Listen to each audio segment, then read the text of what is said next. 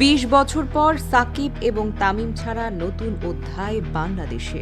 ICC ইভেন্টে বাংলাদেশের দল ঘোষণা মানেই এক ধরনের নাটকীয়তা। এবারও তার ব্যতিক্রম হয়নি।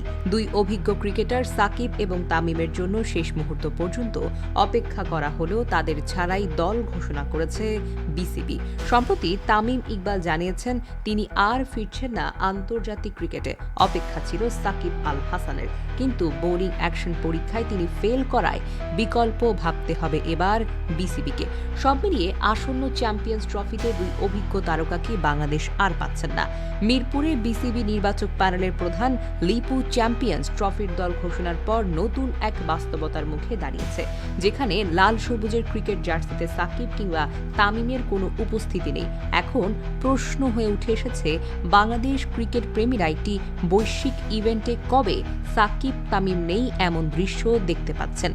বাংলাদেশ ক্রিকেটের ইতিহাসের পাতা উল্টালে ২০০৪ সালের চ্যাম্পিয়ন্স ট্রফিতে রাজিন সালের নেতৃত্বে খেলতে গিয়েছিল বাংলাদেশ। তখন অবশ্য সাকিব এবং তামিমের কোনো অভিষেক হয়নি। এরপর থেকে বৈশ্বিক ইভেন্টে টাইগার ক্রিকেটের সাকিব এবং তামিমদের একজনের উপস্থিতি অন্তত ছিলই। আইসিসির ইভেন্টে ২০০৬ চ্যাম্পিয়ন্স ট্রফিতে সাকিবের হাজিরা দিয়ে শুরু। সেবারে ৬৯ রানের ইনিংসে ৩০০+ রান ছাড়া তাড়া করে জেতার স্বপ্ন দেখেছিল টাইগাররা। পরের বছর অর্থাৎ ২০০৭ বিশ্বকাপে হয় তামিমের অভিষেক। সেবারও জহির খানকে ছক্কা মেরে শুরু অর্ধশতকে দলকে দিয়েছিলেন জয়ের স্বপ্ন। এরপর লাল সবুজের জার্সিতে এই সাকিব তামিমের বহু ঘটনার সাক্ষী হয়েছেন গোটা বাংলাদেশ। ২০১৯ সালে ধীরে ধীরে আন্তর্জাতিক ক্রিকেটে টি-20 থেকে অবসরের কথা জানান তামিম। এরপর ১০ই জানুয়ারি ২০২৫-এ সব ধরনের ক্রিকেট থেকে নিজেকে সরিয়ে ফেলার সিদ্ধান্ত তামিম ইকবালের। এই দীর্ঘ পথে সাকিব ২০২৪ সালে টেস্ট ক্রিকেট থেকে অবসরের ঘোষণা দিয়ে থাকেন। এদিকে ২০২৩ সালের ওয়ানডে বিশ্বকাপের আগে আভাস দিয়েছিলেন ২৫-এর চ্যাম্পিয়ন্স ট্রফি খেলেই আন্তর্জাতিক ক্রিকেটের পাট চুকাতে চান টাইগার অলরাউন্ডার।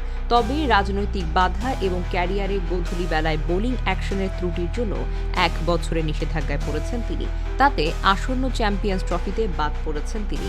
তাহলে কি আর আন্তর্জাতিক ক্রিকেটে ফেরা হবে সাকিবের? সে প্রশ্নের উত্তর আপাতত সময়ের কাছেই তোলা থাকছে। তাতে সাকিব তামিম ছাড়া বৈশ্বিক ইভেন্টে সেই যাত্রাটা শেষ হয়ে গেল আজ। আর বাংলাদেশ ক্রিকেট মুখোমুখি হলো নতুন একটি অধ্যায়ের। ২০ বছর পর সাকিব তামিম ছাড়া আইসিসির কোনো ইভেন্টও খেলতে যাচ্ছে টাইগাররা।